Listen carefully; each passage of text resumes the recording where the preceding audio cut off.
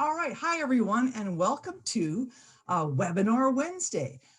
Today's presentation is called Coaching Pathways of the NCCP in Athletics. Now, the purpose of this presentation is to clarify how the National Coaching Certification Program works in our sport, and the goal is to get everybody on the right track. But before I proceed and talk about what it's like now, I need to give a little bit of history. So we're going to backtrack here and talk about the old program. All right. Oops. Okay, I can't switch slides. What's the deal here? There we go. All right. So now back in the day, the NCCP consisted of levels. All right, you can see those there on the left side of the screen, which all coaches were required to ascend. It was a lot like climbing up a flight of steps. Each level was connected to each other, and coaches all followed the exact same pathway, regardless of who they were coaching.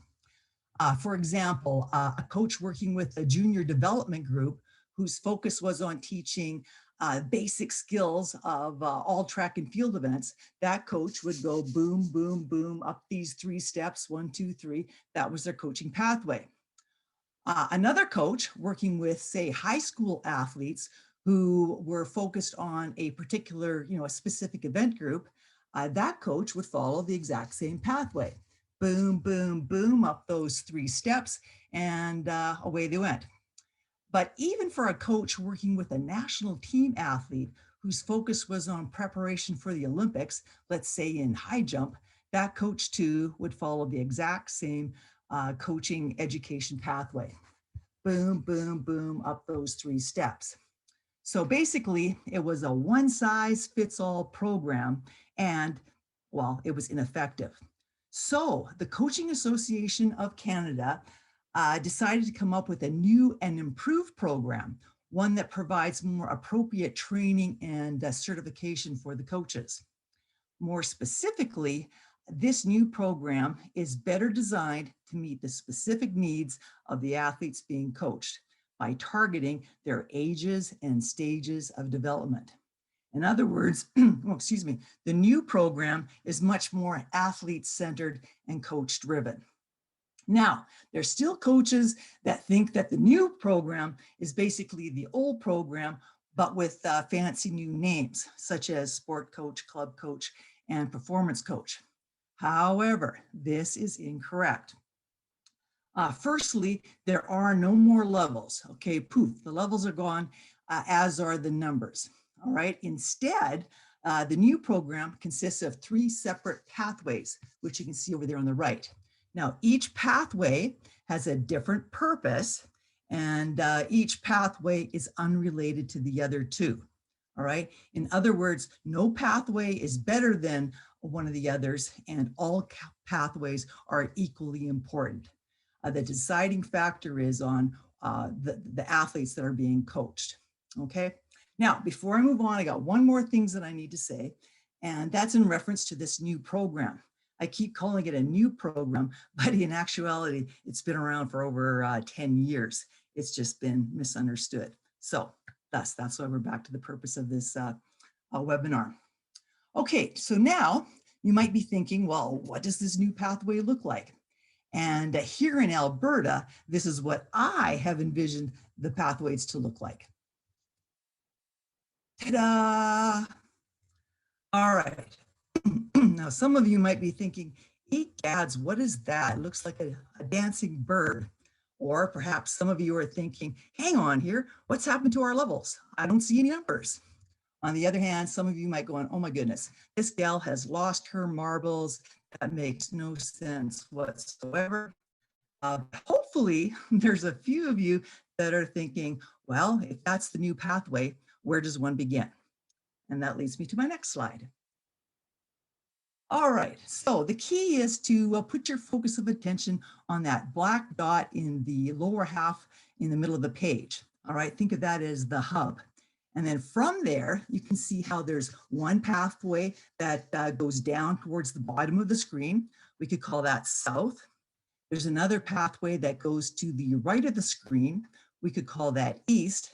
And well, yeah, then there's another sort of a convoluted pathway with looks like 4 arms and 4 legs, but it's going up to the top of the page, and we could call that north. So from that perspective, if you were standing on that black dot, hopefully you can clearly see that there are 3 different pathways. They're totally unrelated to each other, and they go in different directions. All right, moving on. Okay, so these 3 pathways actually have names. Now I admit I came up with that fancy diagram. I just dreamt it up one night and I thought, this is a perfect way of clarifying things. But those names I did not come up with. Those are the same 3 names that are used by all 65 national sport organizations in Canada. Okay, we're all under the same program and we all have 3 separate pathways.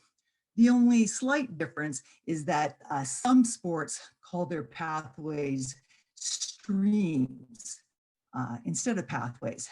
I don't really know the reason behind it, but I would guess that perhaps those people come from, say, aquatic sports. Maybe it's the head coach of Canoe Canada that thought streams is more appropriate. Anyway, that doesn't matter. Streams, pathways, whatever they're called, the thing is there are 3 of them, and they are called community sport, instruction, and competition. 3 different programs with 3 different purposes, and one is unrelated to the other. Okay, so now here in athletics, we have 4 different programs. All right, and those would be like the circles. And at the bottom of the page, you can see that if you go down the community sport pathway, you'll come to the run, jump, throw, wheel program. If you take the instruction pathway off to the side of the page, that leads to sport coach. And then if you make your way up to the top of the page, that would be the competition pathway. There are 2 different programs. The first one being club coach and the second one being performance coach. All right, so now what we're going to do is examine each pathway in a little bit more depth right after I have a drink of water. Okay, first pathway, community sport. All right, as I said, that leads to the run, jump, throw, wheel program. And if you're a coach that works with very young athletes, say ones that are being introduced to the sport for the very first time, this is the pathway for you.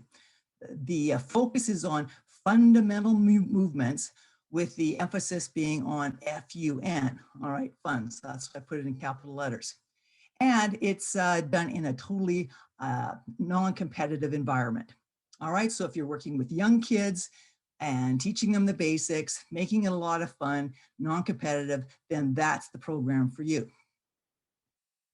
However, if you are a coach working with, say, young teenagers, where the focus is to teach the basic skills of all track and field events, then the instructional pathway is the one for you. So just think of it, instruction, skill development. That's the focus, and it's in all track and field events. So it's kind of like, block clearance, acceleration mechanics, running mechanics at top speed, pace judgment for anything like, over 800 meters. On the field events, all right, we're working on run-ups, we're working on takeoffs, we're working on landings, as well as various ways to throw different implements. The only events that aren't included are pole vault and hammer throw at this level, but otherwise it is the skill development of all track and field events for young teenagers. Okay, now the competition pathway, for coaches on that pathway, they're the ones working with athletes who want to specialize in a particular event area. And it's usually in preparation for a provincial or national championship. All right. And as you can see, there are 4 different club pathways in order to get to club coach. All right. So it's not all track and field events. And choose which of these pathways to go through. So as you can see, E, that's like for endurance. T is for throws. J is for jumps. And then we've got sprints and hurdles over here.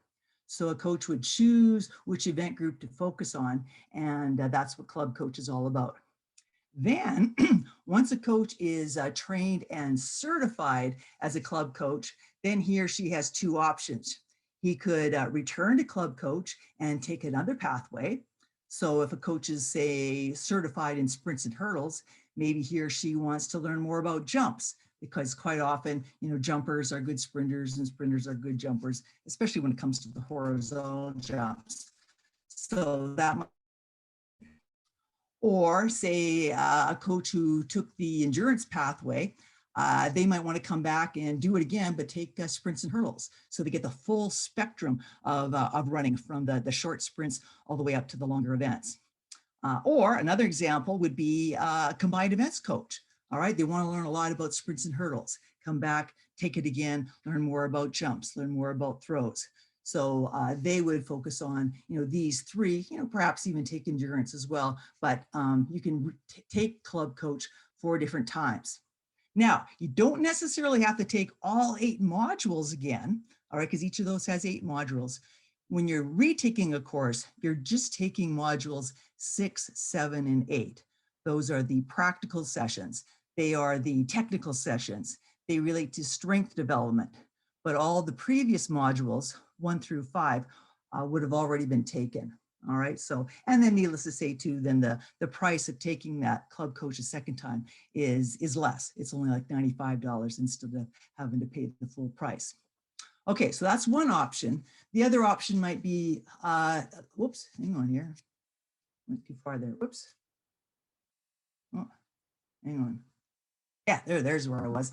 Okay, so perhaps the coach has taken their club coach in endurance, and they're like, okay, I'm not really interested in those other events. I want to take it to, the advanced level. So then they would go up this pathway to performance coach, and then they would take advanced specific event group training. Okay, so although one doesn't have to be a certified coach in run, jump, throw in order to get onto the next pathway. All right, so down here at the bottom, or one doesn't have to be a certified sport coach in order to get over the club coach pathway. All right, though they're totally different and they're unrelated. But if one wants to take the performance coach program, they do have to first become certified as a club coach. All right, in one of those 4 areas. It doesn't have to be all 4, but choose one of them, become certified, either carry on up that path, or like I said, repeat it a few times and learn more about the other events. Okay, so that explains the 3 different pathways and what the focuses are in each of them. All right, this screen just shows, the ages and stages of development of the athletes. Because again, it's all based on who you're coaching, where they're at, what their needs are. Now, these numbers, don't be too focused on those. They're not etched in stone. It's kind of like a sliding scale. So if one takes the community sport pathway to run, jump, throw, though those athletes are like definitely under 10, but could perhaps be under 12 as well. But the focus is on fundamentals and just learning how to train. Whereas going down the instruction pathway to sport coach, again, those athletes are definitely under 16, but some of them could be under 14 as well. It's a sliding scale, and the focus there is not just on learning to train, but actually training to train. And then for club coach, the focus there is on training to train and training to compete. Again, sliding scale, but definitely under 18, could be under 16. And then moving up to performance coach, it's for those that are training to compete and training to win. And I highly recommend that everybody take the long-term athlete development course. It's a module. It takes like an hour to complete, but you'll learn all kinds of stuff about what's appropriate for the different age groups for athletes when it comes to coaching. And I should say too, performance coach, although it says under 20, it's also for older 20, because the athletes that are being coached at that level, they're the ones that are going to be competitive, like at the national junior championships, as well as the national senior championships, as well as the Canada Games. All right, we're requiring all of our Canada Games coaches to be certified at the performance coach level. And you could think of too, sorry, I forgot to mention this, but you're athletes in that group, they're sort of the athletes that are, getting ready for the National Legion championships. And sport coach, even though the focus is on skill development, there's a few competitions out there for them, but specifically the Alberta Summer Games. Okay, so hopefully that clarifies the differences between the programs within athletics. All right, next slide just sort of brings everything all together, and you can see the 3 different pathways, the ages and stages of the athletes, as well as what the training focus is. Now, what I haven't mentioned, and there is one more piece to the puzzle, and up beyond performance coach, there is another level called high performance coach. It's not a workshop that we offer like on a weekend or like on a 4-day schedule, but it's actually a 2-year program where one can earn their advanced coaching diploma, and that's at the National Coaching Institute in Calgary. So that's a possibility too. However, one can't just jump to that and get the training. They have to first be certified as a performance coach. And as I already said, to be in the performance coach program, you need to be certified as a club coach. So in a way, I mean, I hate to use the word levels, but within the coaching, within the competition pathway, there are 3 levels.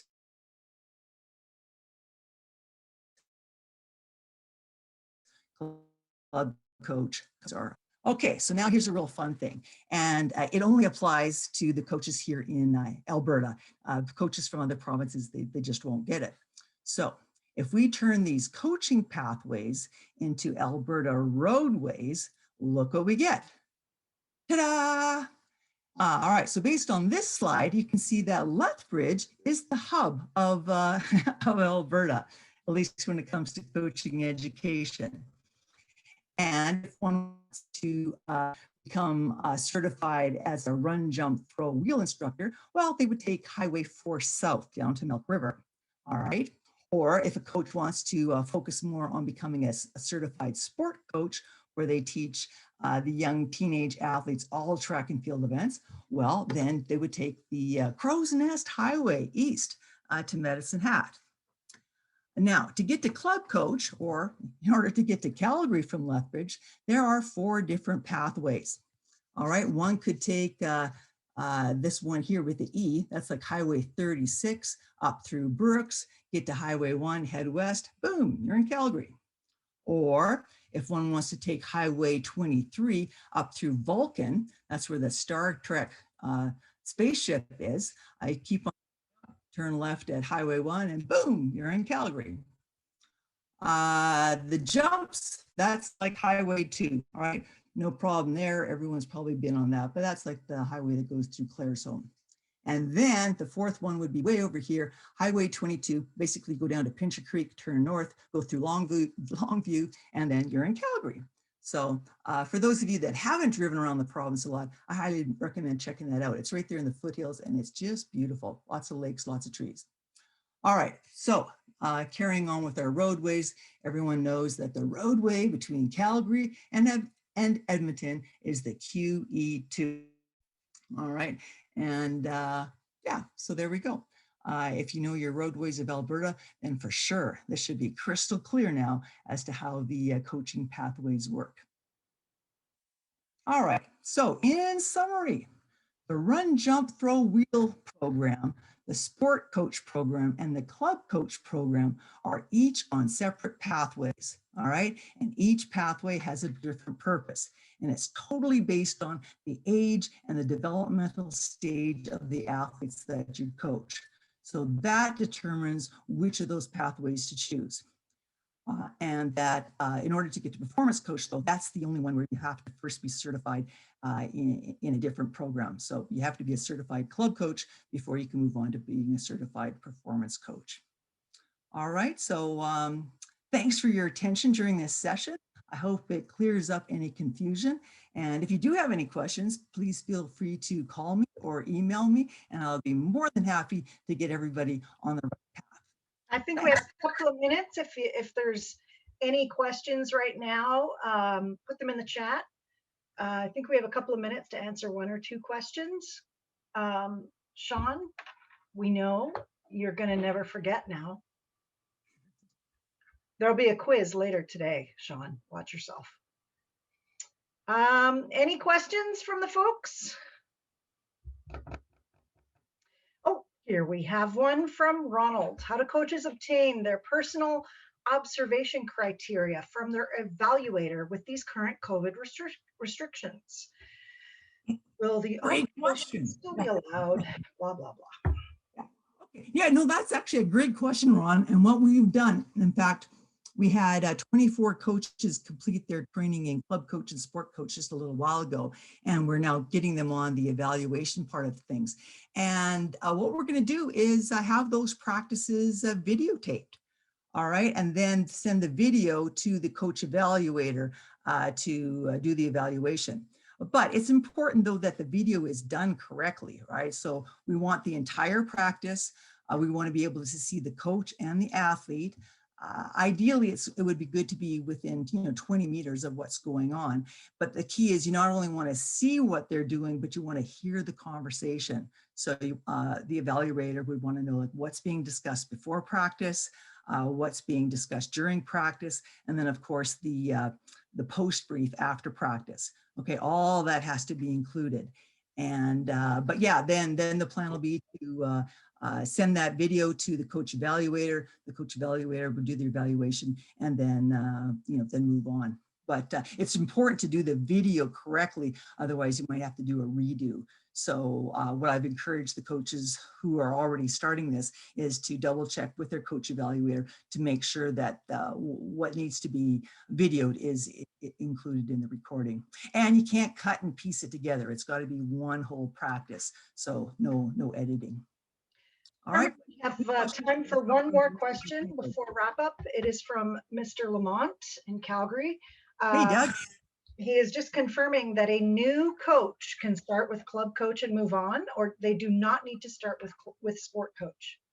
Exactly. A new coach can go right up that club coach pathway if they're coaching athletes in a specific event group and who want to get better in that event group and are getting ready for competition.